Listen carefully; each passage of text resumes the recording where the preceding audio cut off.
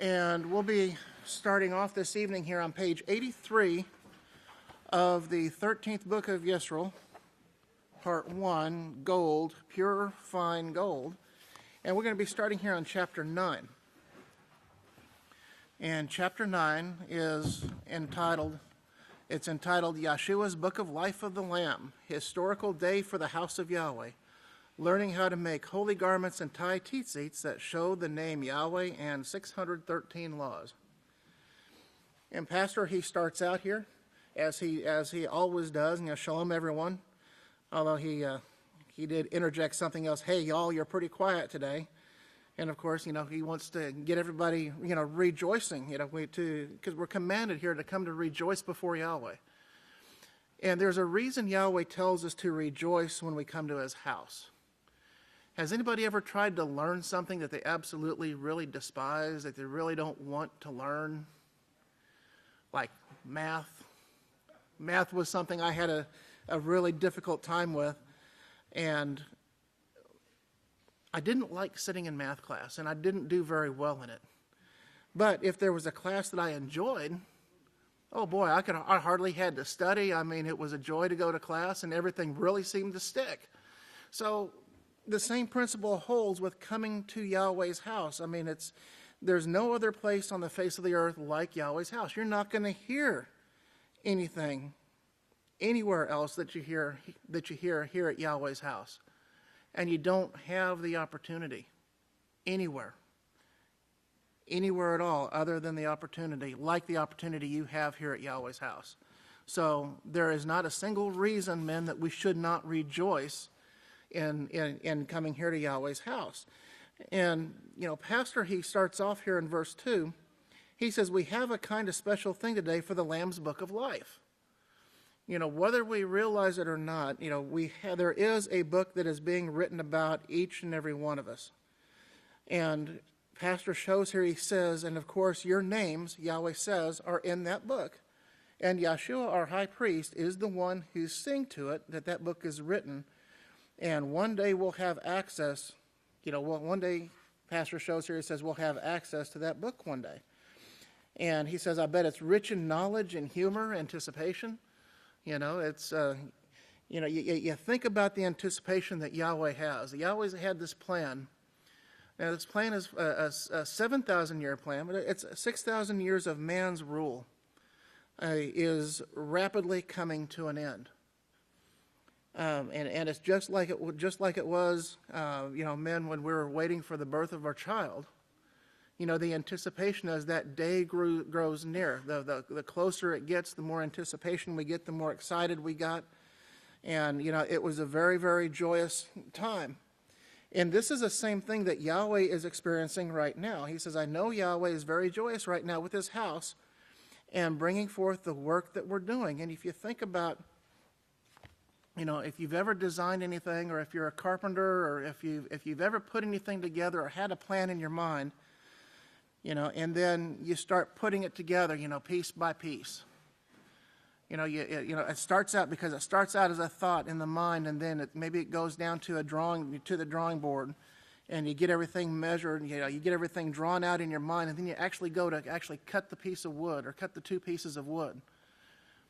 And of course, what's the term? Measure twice, cut once, I think it is.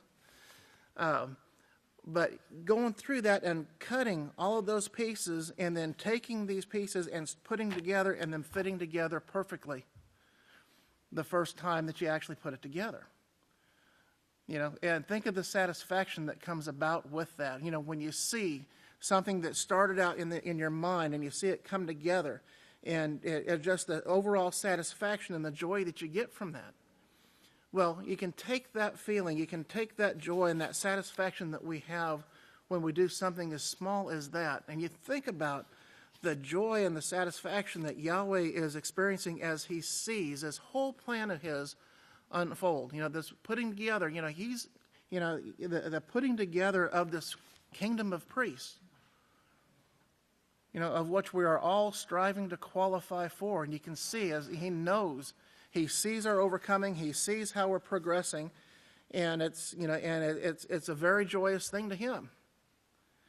And this is what, this feast, what it honored, with the gold garments. And Pastor shows here in verse 4 and says, and with Yeshua as our guide, we're looking forward to honoring him greatly this feast with these gold garments. We want to honor him greatly with song and praise. Pastor describes something. He said it took him a while to come about with, to actually experience. He says, but now I love him like Yahweh himself. Talking about Yeshua. He says, and that has developed in the last year. He said, I've seen it develop in others too. And I see the love for each other because Yahweh says, you can't hate somebody else and love me. We can't do that. He says, you can't do that. He says, you show love through or for me through those that I call to the house. And of course, my love has grown there. And I think that's the only reason I realized that I had this love for Yahweh and Yeshua and this great job, this plan that they're bringing forth. And you're in that plan. This plan that Yahweh has had from the beginning of establishing this ruling priesthood, that he actually wants to give us a ruling part in it. He wants us to actually, he wants us to be a part of his family. That's not something to be taken lightly. We're not here on our own. Remember that. We're not here on our own. Yahweh has brought us here because he sees something in each and every individual sitting in this room, each and every individual that is listening to this as it is broadcast or listening to the class. There is something that he wants to be in his kingdom. We have something that he wants. We have a very important part to contribute to his kingdom, and he wants us there. That's why we're here. But by the same token, men, it's Yahweh's choice is clear. And I know I've said this before. Yahweh's choice is very clear, that he wants us here. Otherwise, we wouldn't be here. But now the ball's in our court. What are we going to do? And this is, what character are we going to take on? And Pastor, he covers that here. In just a little bit. But this love here, he says, and you're in that plan. Your names are written in this Lamb's Book of Life right now. And he knows that you have passed many tests. We've passed many tests. I can remember when I came to the House of Yahweh. This has been several years ago. I was baptized actually where the press room is now. And at that time, Pastor was he would come around and do the priestly blessing. He was the one that actually did that priestly blessing. And I remember very clearly, just like it was yesterday, one of the things that he said, and it really is stuck in my mind, and I didn't believe him at the time. I really don't think I believed him at the time, because he said, his words were, staying in the house of Yahweh, being in the house of Yahweh, and remaining in the house of Yahweh is going to be one of the hardest things you will ever do. And he has, those words have absolutely proven true. We've seen, men, I know we've seen many people come and go. We've been through many tests and many trials. Yahweh didn't call us. He didn't say that it was going to be easy being in his house. But in Acts, if you remember in Acts 14, I think it was verse 22, we're told here, about the apostles. They strengthened the minds of the disciples, and they exhorted them to remain firm in the faith. And this is why we meet. This is why we come to Yahweh's Sabbath. This is why we're here, to be exhorted, to be strengthened. This is why we keep these appointments. But they exhorted them to remain firm in the faith, and that we must. It's not we may. It's not we might. It says we must, through much tribulation, enter the kingdom of Yahweh. Right there, it tells us that we are going to go through tribulation. And tribulation, according to Webster's, it can mean, and I'm going to use the word that Webster's use here, they use unhappiness, pain or suffering, an experience that causes someone to suffer.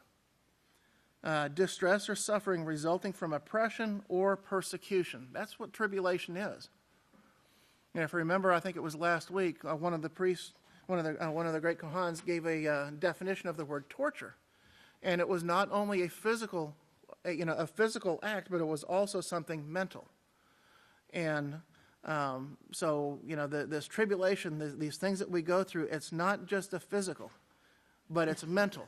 And the mental, I think, a lot of times, is a lot harder to deal with, because we can get away from something that's physical, but we can't get away from our own minds. Okay? As much as we might like to try sometimes, we just cannot get away from our own minds. We have to learn how to deal with it. And Yahweh makes a way. Remember, Yahweh will not allow us to go through anything that we cannot bear. He's going to, if we're allowed to go through it, then he knows we can successfully get through it. We have to keep that in mind. And there's going to be a way. We will be able to get through it. But continuing here in verse 7 here now, in Malachi 3:16, 16 and 7 says, Malachi 3:16, he says, and those who reverenced Yahweh spoke often to one another, and Yahweh paid attention and heard them. Well, they spoke with one another. Well, they weren't having idle conversation. What were they doing? They were doing the same things that they were doing here in Acts 14:22. They were just strengthening the minds of one another. They were uplifting. They were building each other up. And men, this is what we have to do. We have to build one another. And Yahweh paid attention and heard them. And a book of remembrance was written in his presence of those who gave reverence to Yahweh and who thought upon his name. Who thought upon his name. Now, they weren't just sitting around going, Yahweh. Yahweh. Okay, that's what I'm doing. I'm thinking on Yahweh's name. That's all I need to do. That's not what it's speaking of, that thought. It means that the word thought actually means an action or a process of thinking. It means serious consideration, having serious consideration or regard. Now, regard can mean attention. It can mean consideration, a protective interest, to look or to gaze upon. It can also mean to consider and pray, to consider and appraise, usually from a particular point of view, to pay attention to. It means they paid attention to it, to show respect or to consider, to hold in high esteem. They didn't take their calling lightly. They didn't take what they were doing lightly, but they took it very seriously. And Pastor, he reiterates that. He tells us over and over. He's been telling us, the time is short. We have to really, we really need to cram for the exam. And it might have been a different book of Yisrayl. I think, matter of fact, I think it was. I think I'm getting my books of Yisrayl mixed up in my mind here. But Pastor was talking about cramming for the exam. We really need to buckle down and make sure that we're putting the righteous things, the beneficial things into our minds. Because when we leave this world, if we're allowed to go to sleep, the only thing that we're going to take with us is what we've put in up here.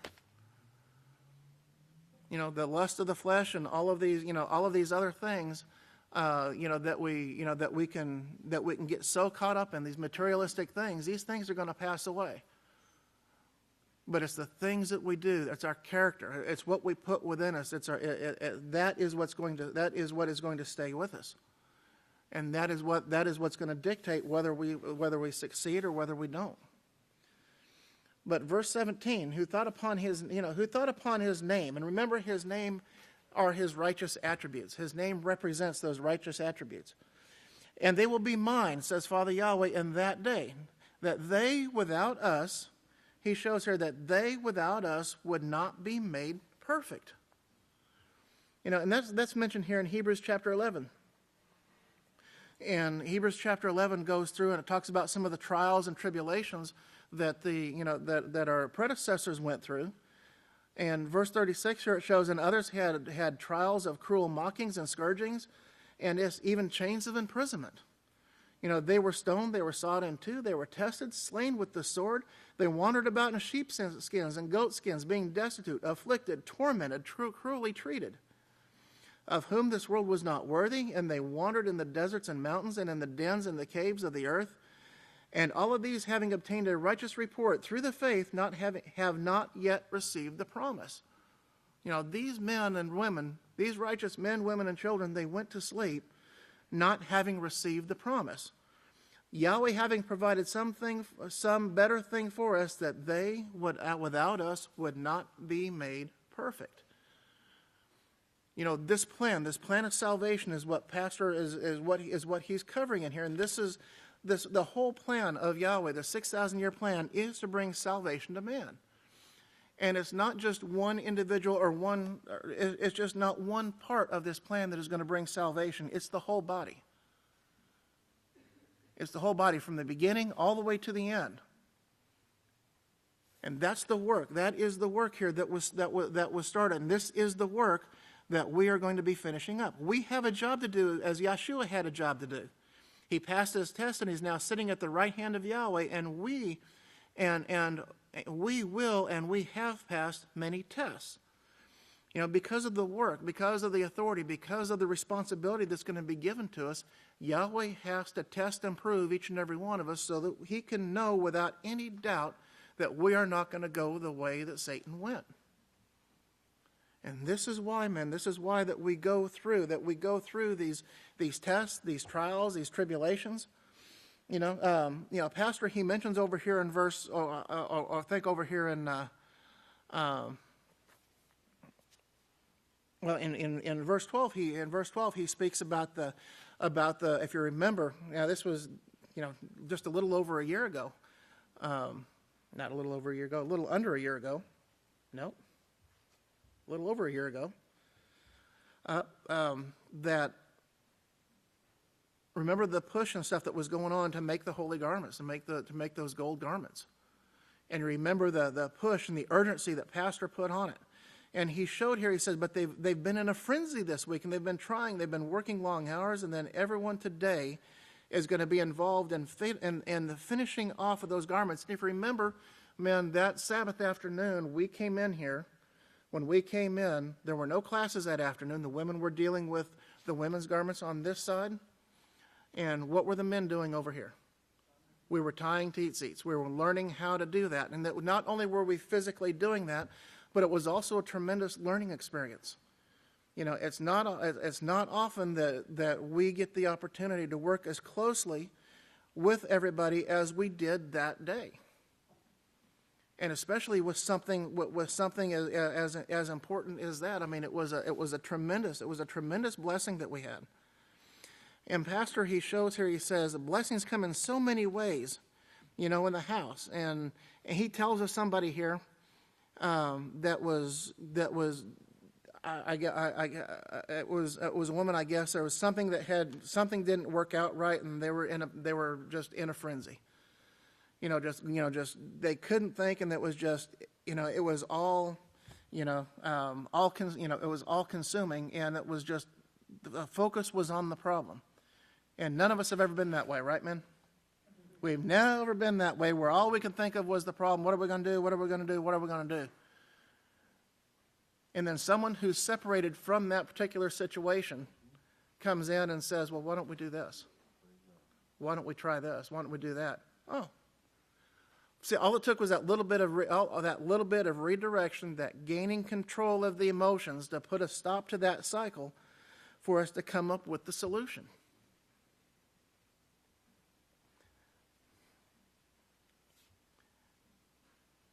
And sometimes, man, it's, sometimes we have we do get caught up in some of these trials and these tests that we do go through, and relatively speaking, they're pretty minor. If you really want to think about it, the things that we've gone through are pretty minor when you think about it and you compare what our predecessors have been through. If you go over to Hebrews chapter 12.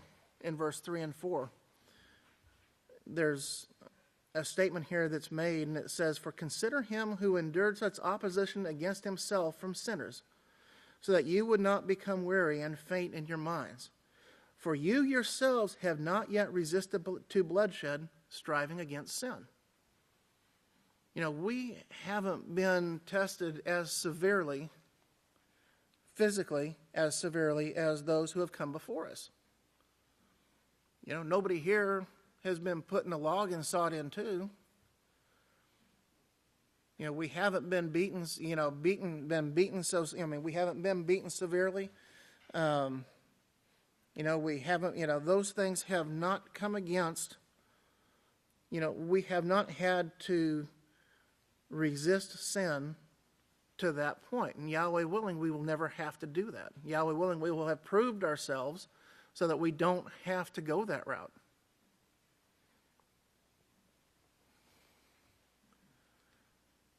But Pastor, he shows, and we really got to try to keep some of these things in perspective. He shows again in. Let me see here. Wow. Okay. But he shows that these things are coming. This tribulation, these tests are coming in a lot of different ways. And he speaks here on page 85. He speaks of the Roman Catholic Church. He speaks of the mystery of the woman and the beast that carries her, and which has 7 heads and 10 horns. And he's talking about the beast that you saw, which was established on the 7 hills of Rome, which has the army, which Daniel showed actually had an army. The army would do its part. And Pastor, he tells us about this NATO Defense College. And he says it's more of an offense than defense, which is true. That's exactly what it is. It's more offensive than anything else. But the NATO Defense College in Rome offers strategic level courses on political, military issues. And it's designed to prepare select personnel for NATO and NATO-related appointments. And Pastor, he shows here, and I looked for an hour and a half to try to find this picture, and I could not find it. But Pastor in verse 19 says, I want to show you something close here. He says, this staff that the Pope was holding here, he says, you see what he's holding in his hand? It's in his right hand here is a snake. He shows on the ruling staff, on the staff that the Pope had, it had a snake, and it comes up, and the only thing I can do is describe it here. He says, now this right here is a snake, and it comes up and it curls around the cross, 2 crosses, double cross, and then it comes down, and here's its head, the serpent. This is the new Pope. I looked for an hour and a half. I could not find that picture anywhere. But it says here that the Vatican deployed its division in Iraq under the banner of NATO. Again, that NATO is the Pope's army. And of course, what they're trying to do is what they have always tried to do. The same thing that the Tower of Babel did, which was peace through strength. They tried to rule. They tried to force peace. And of course, we know that this isn't going to work. It hasn't worked for 6,000 years. But the only thing that is going to work is education. Education is the only thing. Education in the laws of peace is the only thing that's going to bring peace, and there's nothing else that's going to work. And this is the commission. This is what the House of Yahweh has been charged to do in these last days, and this is what it's doing. But the serpent is shown here. The serpent again in Revelation 12:9 shows that it deceives the whole world, and the whole world is under the deception that you can have this peace through strength.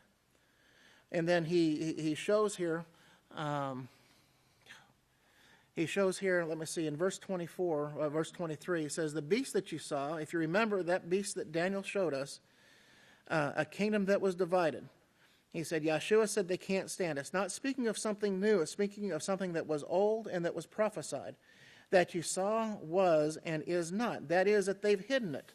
They went and they hid it in the Vatican in the 7 hills of Rome, and they hid it for a while until the House of Yahweh started exposing this group of 12 tribes who is led by the great roving armies of the earth right now, divided but still doing the same thing. And it's going to ascend again. It is ascending again. And Pastor says it's ascending big time out of the bottomless pit, showing here its desperation and contempt and, of course, war. And that's what they're setting up here right now. This is a big war, big time, And it's coming all of those who don't worship Madonna here or Mary. And remember, Pastor has brought out about the showdown that's taking place, and it's beginning to take place now between the kingdom of Satan and the kingdom of Yahweh. And it's going to become much more evident as time goes on. But down here in verse 27 here, Pastor shows here, and those who and those who dwell upon the earth will wonder, whose names are not written in the book of life from the foundation of the world. The foundation, he says. Now, y'all remember that when you're studying this word gold, don't forget the word foundation. Gold, foundation, purity, foundation, your foundation, purity, the golden oil that's being poured in your head right now. If you remember the stones of the high priest's breastplate, what were they set in? They were set in a foundation of pure gold. Remember, see how all that follows that pattern, how it all ties in. And I said, one time I would that I could unscrew the top of your head and pour this in. Well, this is the way it's pictured, of course, but it takes one step at a time. But you've come a long way. Think of the knowledge that you have, brethren, right now, and no one in the world has but you. And this overcoming process, this learning process that we've been going through, it's a very gradual process. And Proverbs 4:18 shows it in the perfect way. It says, but the path of the just, and those who follow the laws of Yahweh are just, they are the just ones. But the path of the just is like the first light of dawn, which continues to grow brighter until it is full day. Now, if you think about that, you think about when you go outside and you look in the east right before dawn, and it's pitch black. And if you sit there and you stare, in the east, you just sit there and stare at it and stare at it and stare at it, you don't see too much taking place, do you? But what takes place if you turn, you focus your eyes somewhere else for a few minutes and then go back? What do you notice? Hey, wait a minute, it's a little brighter over there. And you turn away, and then a little bit later you look back, oh man, it's really starting to get bright. Well, that's how our overcoming process is.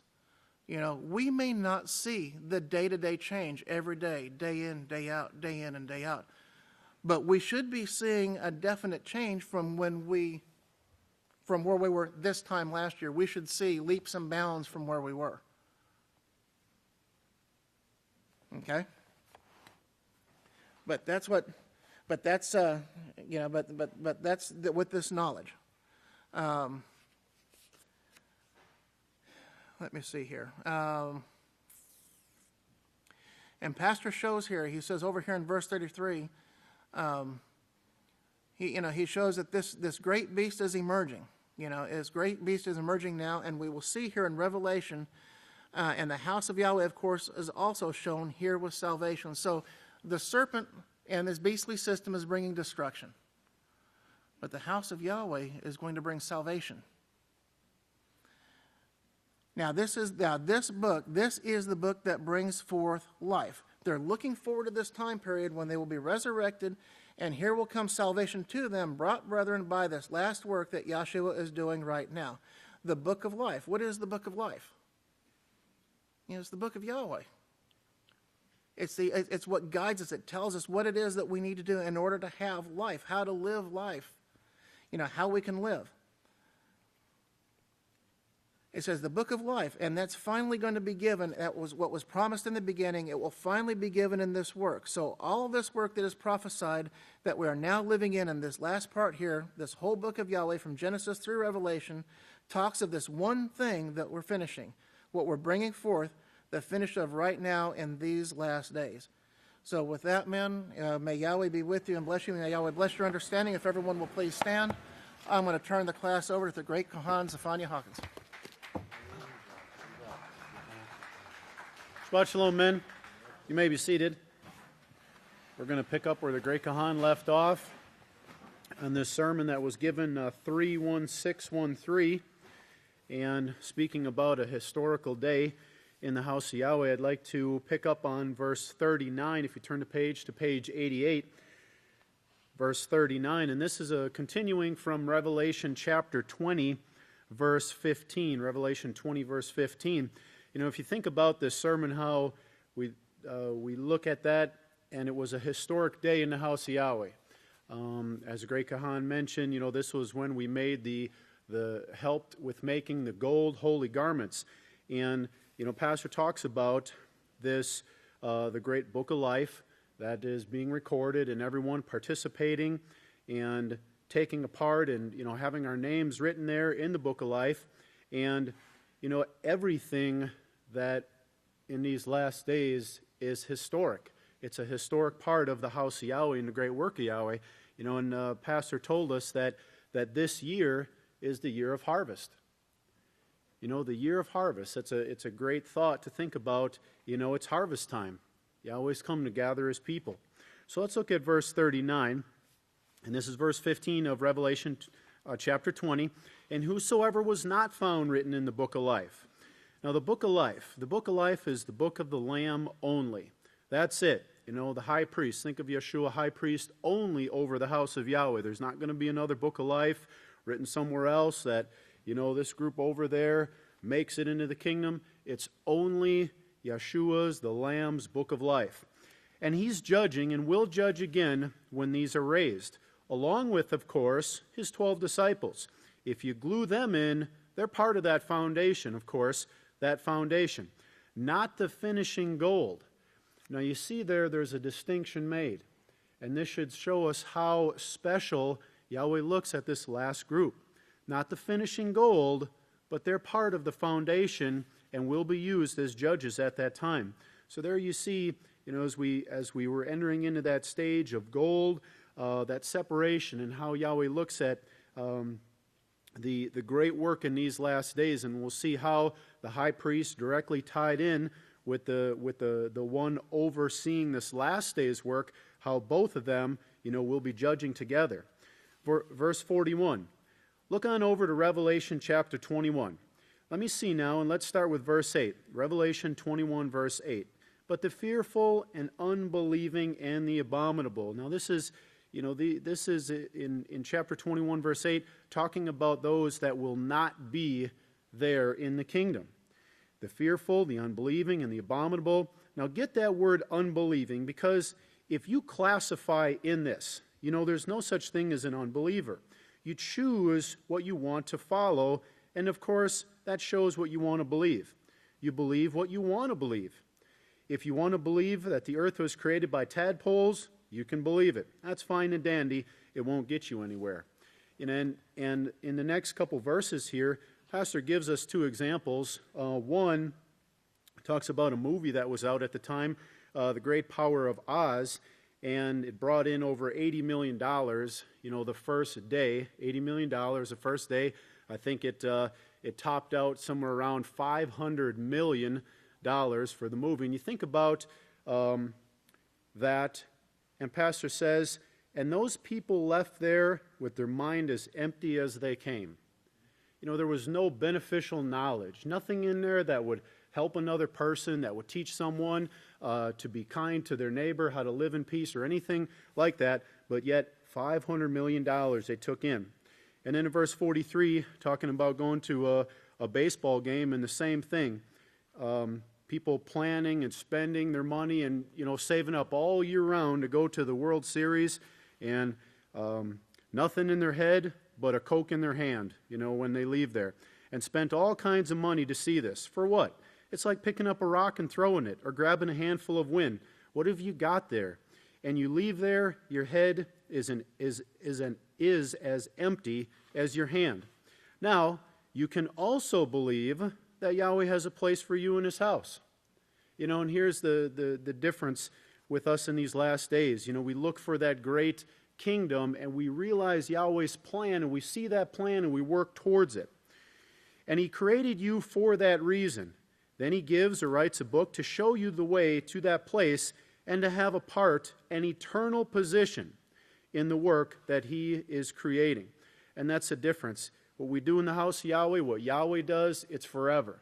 It's not perishing like the things of this world. It's something forever. There's nothing in the world that lasts. It's only for a pleasure, for a season, as the scriptures talk about. There's nothing lasting. But what Yahweh teaches us, it's forever. And then let's continue on for verse 45. These gods have been fighting throughout the universe for many millions or billions of years. Ever since Yahweh created the universe and set these beings upon it, they've been fighting. And he tells them the right way to go, but of course, they haven't done it. He created the earth, and they destroyed the earth. He rebuilt the earth and says, now I'm going to make man in my image, after my likeness, and I'm going to give them authority to rule the earth and the universe.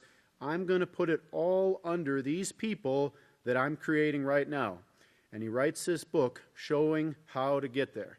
And that's Yahweh's entire plan. The whole reason mankind was created was to be that special family, to be made in Yahweh's likeness and image.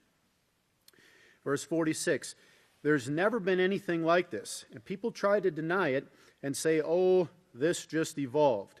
And I used to poke fun at this atheist, and they teach this in school. I said, well, look at the woodpecker. He's got to have a double bone in his head or he won't survive. And the thing about, like these, the way Yahweh created things, mankind, science, they look at this knowledge and try to develop things today that based off of this knowledge. And with the woodpecker, Pastor talks about its double bone, and it's able to withstand such a force. I think it's like 100 times the force of a knockout punch is when they bash their head against that wood with their beak, pecking away to try to find that bug. And science has taken that, and they've tried to develop a helmet that football players can wear so that they don't get a concussion, because they look at that woodpecker and say, well, man, he can bash his head like that, and he doesn't hurt himself. We need to use that knowledge. And they always go back to what Yahweh created to try to help them out of their situations. Well, with the woodpecker, one thing that's interesting is he has an extra long tongue, and that actually retracts and wraps around its brain to help with the cushion of its force when it's striking against that wood trying to get the worm. Now, those that talk about evolution, maybe they'll think the football players just need to develop a long tongue so they can wrap it around their head, and protect themselves so their brain doesn't get that concussion. But see, that's the silliness there. They always go back to what Yahweh created. And there's a lot of other examples too. Another one is some of the birds, how they can reach these tremendous speeds in a certain dive, like 200 miles an hour. And the science, again, they take that and they're trying to design the wings of their airplanes to retract and spread out so they can mimic what they see that bird doing, because they want that knowledge. They want to be able to do that as well. And, but of course, they're going to use it for their military and, things like that. They don't use it for beneficial reasons. But they look at what Yahweh created, and they want that great knowledge. So let's continue here. It said, Pastor says on the top of page 89, now he can't survive without this worm, and he can't get that worm without that double bone in his head. Well, that's the reason we don't see any woodpeckers today. They all died trying to develop a double bone. Or maybe they developed a double bone and there weren't any worms developed or evolved yet. So they all died. You see how stupid this is? Now, you can run after anything like this that you want to. The world is full of it. Just visit a church and you'll see the stupidity that's poured out there. Or you can come to the house of Yahweh and start gathering the gold, which will actually benefit you. And we know that gold there is not the physical gold, but the golden oil, the knowledge that will bring about beneficial results. It will achieve peace between our neighbors. It will solve the problems that we see in the world today, which will actually give you some reward. You can choose that, and it will give you an eternal place in the kingdom where Yeshua says you won't be able to imagine all the blessings that will come forward there. And the wealth, even wealth, if that's as shallow as your mind is right now, what benefit is wealth? And remember what Yeshua said. He in Matthew 16:26, he said, if a man would obtain the whole world, what would it benefit them if they didn't achieve life? if he didn't get eternal life? What would it benefit to have the whole world? What would a man profit if he gained the whole world yet loses his life? Can you store it up? You're going to take it with you to the grave? What? And how would it benefit you there? If it's not used for the work of Yahweh, it's not beneficial at all. You think about the two works going on. You have Yahweh's work and you have Satan's work. Yahweh's work is to build the family, to make mankind in his image and likeness. Satan's work is to stop that from being done. So when you look at things taking place today, and you have these baseball games and you have these movies, that's not building Yahweh's family. It's taking away from the building of Yahweh's family. It's either Yahweh's work or Satan's work. Let's continue. Let's look over at verse 52. Verse 52.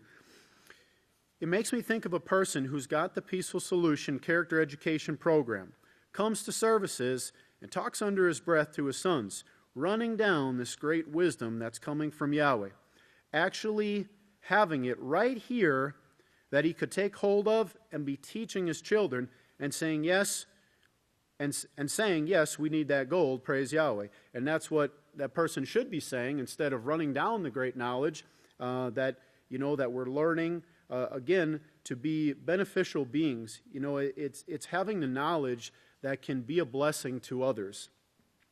Well, anyways, back to verse 8. But the fearful and unbelieving and the abominable, you bring forth the abominations.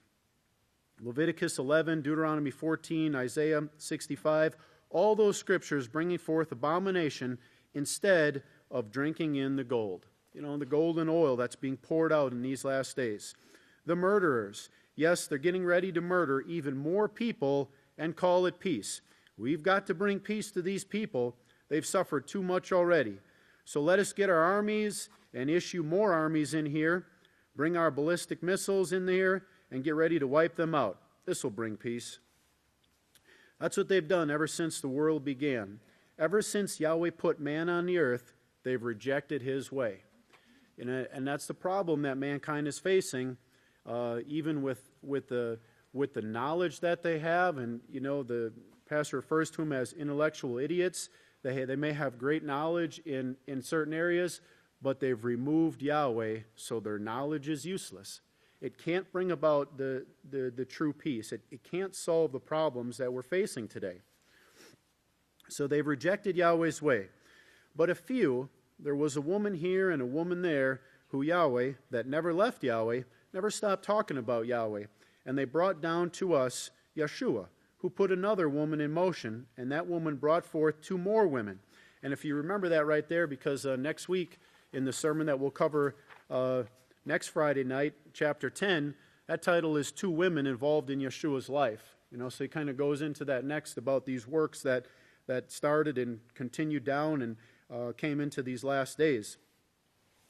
Now those will get salvation as we speak about the resurrection and bringing, resurrecting those. Those will get salvation. That is, I believe they will be judged fit for salvation at the judgment. Now that judgment is going to take many, many years. You think about it as it's not just going to be done real quick. It's going to take many, many years.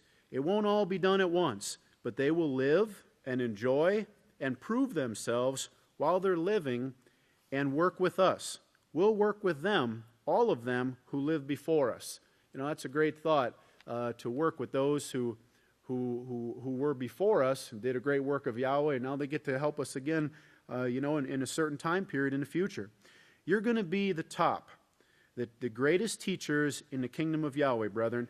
And I want you to pay attention to, this the next verse here, because remember when Pastor talked about the 4-color rainbow sash, and the deacon was explaining how it was over Pastor's shoulder. And remember Pastor's response? He said, what Yahweh does for me, he does for his whole house. Remember that? Well, this is an example of it right here that we're going to cover in verse 55. And let me just finish verse 54. You're going to be the top, the greatest teachers in the kingdom of Yahweh, brethren. That's what Yahweh calls you. Now let me make this clear. My son Yedidiah, y'all remember him? The great Kohan Yedidiah, he's the one who pointed that scripture out to me. And from then on, he started calling me the greatest teacher in the world. Well, I said, Yahweh says he's going to take this spirit that he puts upon me, and what did he say he was going to do with it? He said he'd put it upon Yisrael's seed. He would put it upon his seed, Isaiah 44, verse 3. So if I'm the greatest teacher in the world, this family of mine, my children, are going to be the greatest teachers in the universe. And he says, these words will never leave your mouth, nor will they leave the mouth of your children forever. Isn't that beautiful? Praise Yahweh. You think about the great joy that we get when we hear Pastor speak, and how, inspiring that is, and what a true delight on the Sabbath day to hear the words from our great teacher, and to think that we'll be able to do that for somebody else someday. And to be beneficial like that to them. And to think about the joy that it is there, how we get that joy, we can take that, and we're going to be able to give that to others. Like Pastor said, it's very beautiful. Now let's look down here at middle of verse 56. And again here's another example of where the world, they try to duplicate what Yahweh does. It's kind of like a thyroid. You can never replace what the thyroid does. They've been at it for years. They can't replace it. They get near to it with their synthetic junk, but they can't. They can't get all the elements that's found there that the thyroid only produces in your body. Same way with the pancreas. And, that's where they remove something that Yahweh put there. They've taken part of that perfection away. And they then try to supplement it with other things, but of course that causes, that in itself causes other parts of your body to be damaged, and it's not working in the perfected state that Yahweh designed our bodies to work in. So mankind is always looking to reproduce what Yahweh has. They see that it was perfect, but they can't get quite there the way Yahweh did it. Let's look at verse 59. If you look over at verse 59, well, this is today's world. It's legal for the drug departments to bring these drugs and give it to the people and then sue the companies and get their share of the monies. All of this is a system. It's a beastly system that we see rising up again. And remember, the scripture describes it as beastly because it's beastly in nature. It devours. It has it devours. There's nothing there that would bring forth beneficial things to others. It has that nasty, devouring nature about it. And now they're going to want to take full control of the world. Bring this system alive again and take full control of the whole world. The gas prices. That's a great example. We see these gas prices being lowered, right? Well, don't think that they're being kind and they want to give us a break since they've charged us, $3.50 or $4 a gallon for all this time, and they now want to say, hey, let's cut these people some slack. They're doing it to bring down a nation. They're doing it to get at others that do not want to join with them. It's hard to take any joy in the lower gas prices when you realize that that's the reason behind it. It's a malicious way to hurt someone else. That's the devouring nature of the beast. So that's their idea. But in doing so, Yahweh's prophets, well, why do we rely on Yahweh's prophets? Because their prophecies come to pass. That's why. Well, look here now, and keep that in mind, what I just said. But look here. The abominable, the murderers, the whoremongers, the sorcerers, the worshipers of gods, and all liars. All of these liars, they're all lying about everything. Remember, that's what one of the prophets said, that when the people start coming to the house of Yahweh in the last days, they will actually say that we've inherited nothing but lies. And that's what the whole system is about. It's they're lying to the children, they lie to the people based on lies. But Yahweh says that will not enter my kingdom.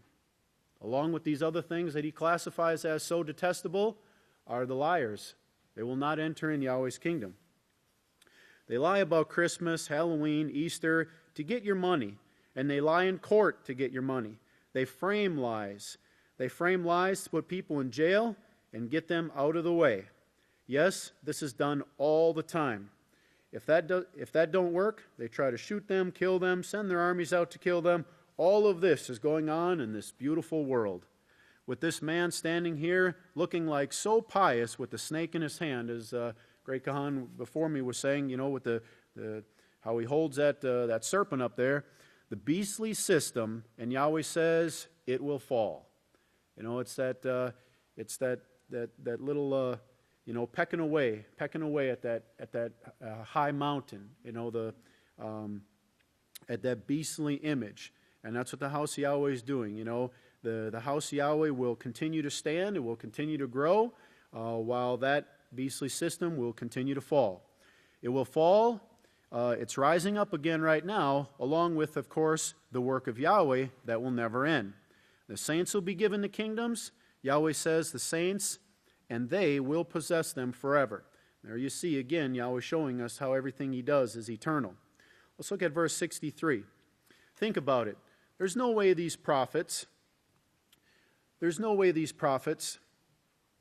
you can prove them wrong. It's here in front of you, everything they said. And you tell me you don't believe? You'd have to be an idiot not to believe. But then the world is full of idiots, intellectual idiots.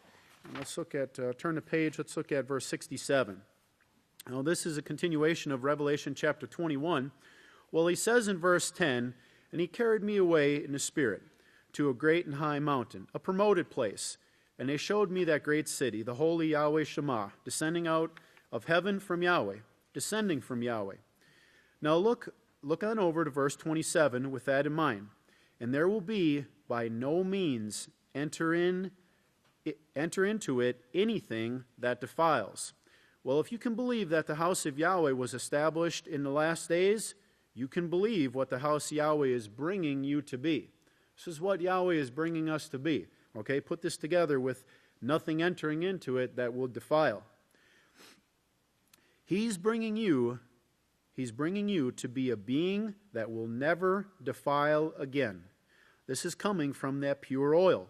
Nothing is going to enter this house. The bride, the Lamb's wife in the house of Yahweh, is going to be judged undefilable. So what we're doing, Yahweh's making us into those righteous individuals that will never bring about defilement. Let's look at verse 71. "Neither a lie, but only those written in the Lamb's book of life." That Lamb's book of life is being written right now. And this afternoon, some names are going to be going down in it as having worked on Yahweh's Sabbath, making holy garments to bring forth people, golden people. And there again is the historical day. And, these are very special occasions in Yahweh's house. And we should always make sure that we're there to participate in it and have that spoken of us, that we partook of those things. We as Pastor said, you bring your tithes, your offerings, and your labor to the house of Yahweh. And you help build the work. That's what we're here for, to build the house of Yahweh. Verse 73. Okay, Zechariah chapter 6, found on page 719. Remember the Lamb's book of life. It's being written right now in Yahweh's established house. It's all being worked out by Yeshua himself. If you look at verse 11 of this chapter 6 now, Zechariah 6:11, "Take silver and gold and make crowns." And what are these? These are positions. Call for a position in Yahweh's house. In this last calling, that is the greatest of all throughout all the 7 works. And you're sitting here and being able to partake of this and receive a position, an eternal position. That's what it's talking about. Something that will be forever, not perishing like the world and what they have to offer, but something that is forever. So yes, our tests will be great. Extreme tests for extreme positions. We're offered the greatest in these last days. 74. Take the silver and gold and make crowns and set them upon the head of Yeshua. And let's look down to verse 78. We're going to finish with these couple scriptures here. Well, verse 12, speak to him and say, this is what Father Yahweh says. Behold, and get this next verse here, it's a key. Behold the man whose name is the branch. Behold him. Speaking of the high priest, he's the one given the instruction to behold this individual, saying to the high priest there, behold you. Remember what Yahweh does for pastor, he does for all of us. So he's actually giving the command, behold these people here. Look at them. Look at this man. Look at this man sitting right over there. Look at this woman over here. You see that? Behold, here's the high priest, the great high priest who sits at the side of the Creator Yahweh right now with the position for the rest of his family.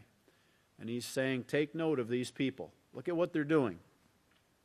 The branch, for he will branch out from his place, and he will build the house of Yahweh. Wow. That means the house of Yahweh had to disappear. You know, and here's an interesting point, that the instruction was given to the last days Malach to build the house of Yahweh. If the house of Yahweh had been all the way in existence, he wouldn't have been given the command to build it. You know, but the house of Yahweh had died out. It had, you know, it had ended there for a certain time period. But he was told in the last days here, the instruction, build it. That means the house of Yahweh had to disappear. It had to be destroyed. Where was it for 2,000 years? Where was the book of Yahweh for 2,000 years? The Pope forbid anyone to have it. The Pope, the same one that's supposed to bring peace now, forbid you to have the book of Yahweh or even a King James Version for 2,000 years. How did this man know this? You get that now? You understand that now? You know, and here again is how the prophets, Yahweh inspired them to write these things. Let's look at verse 81. We'll conclude here. He will build the house of Yahweh. He will bear glory and will sit and rule upon his throne. He will be a priest upon his throne, and the counsel of peace will be between them both. Between me, pastor says, and the Savior, our high priest. That's exactly what it's saying. Praise Yahweh.